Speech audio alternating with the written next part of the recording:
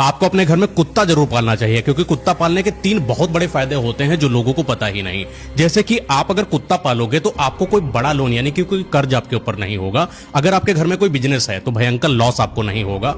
आपके घर में अगर बीमारी है, पहली बात तो आपको बीमारी लगेगी नहीं। अगर कोई बीमारी है भी तो कोई ना कोई ऐसा योग बनेगा कि आपके घर से बीमारी चली जाएगी, क्योंकि जो कुत्ता होता है वो भैरव महाराज का वाहन होता है। तो इसकी वजह से भैरव महाराज की डायरेक्ट कृपा आपके ऊपर पड़ेगी और साथ में केतु ग्रह भी आपका मजबूत